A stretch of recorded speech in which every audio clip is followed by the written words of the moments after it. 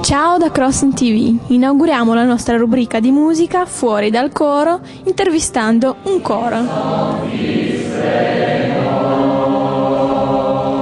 Siamo al Centro Interculturale Zona Rele dove si stanno tenendo le prove del coro Microcosmos, un coro formato da persone di ogni provenienza e di ogni età. Passo la linea a Mircea. Mircea?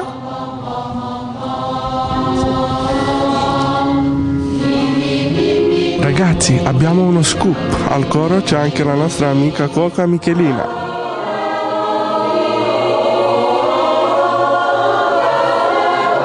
Siamo qui con Michele Napolitano, il maestro del coro Microcosmos. Gli faremo qualche domanda. Ci puoi dire quando è nato il coro e il perché? Dunque, il coro è nato a settembre 2004. L'idea era di costruire un gruppo che unisse italiani e stranieri in un progetto musicale collettivo. Siamo partiti con un piccolissimo gruppo di 3-4 persone, dopodiché l'entusiasmo, la voglia di mettersi a confronto e di unire appunto le differenze culturali, generazionali, religiose ha fatto crescere notevolmente questo coro, e oggi il coro è formato da 65 persone circa. Siamo qui con Michele, il fratello della nostra cuoca Michelina. Perché vieni al coro e come l'hai conosciuto? Io vengo al coro perché mi sono trovato bene con questi mega uomini, mega donne. Questo coro è un coro aperto a tutti, proprio con la convinzione che tutti quanti debbano avere la possibilità di crescere musicalmente, di potersi esprimere musicalmente.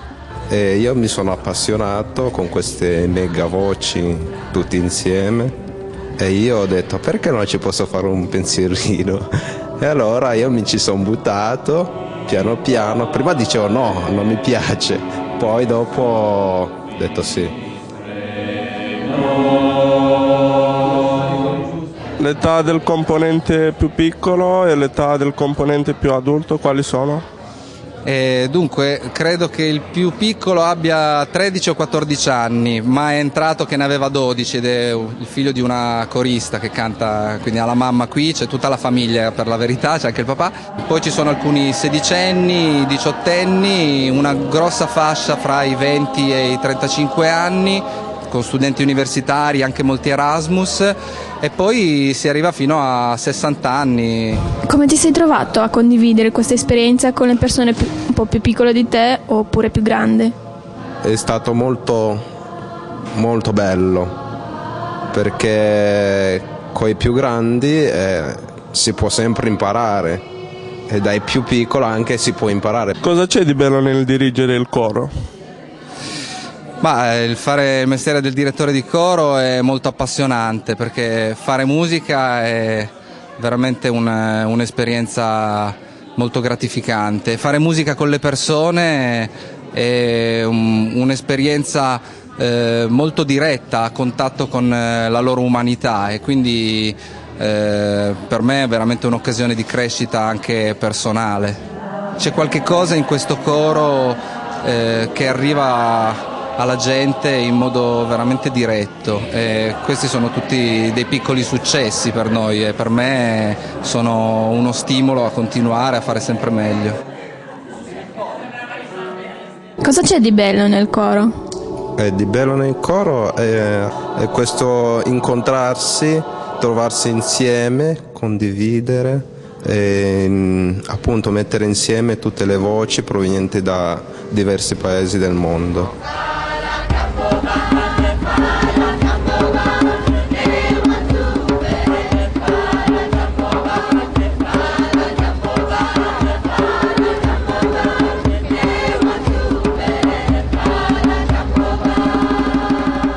Qual è il vostro repertorio? Ma noi siamo nati come coro che faceva musica popolare. Ho pensato che la musica popolare potesse in qualche modo avvicinare le persone in modo abbastanza diretto. Facciamo un brano della Repubblica Democratica del Congo perché ci è stata insegnata la melodia. Abbiamo imparato dei brani della Repubblica Ceca proprio grazie al fatto che c'erano persone che potevano spiegarci, cantarci, farci sapere com'era la pronuncia. E stiamo provando anche ad inserire altre cose. Penso che sia importante non fermarci ad un'unica cosa e vedere, diciamo, anche quali altre cose ci possono far crescere in qualche modo. E quando fui in America, scusai un'americana, addio bella. Andiamo a mangiare la pizza insieme, andiamo a farci delle passeggiate, oppure ci troviamo qua allo Zonarelli, giochiamo a calcio, giochiamo a qualsiasi cosa.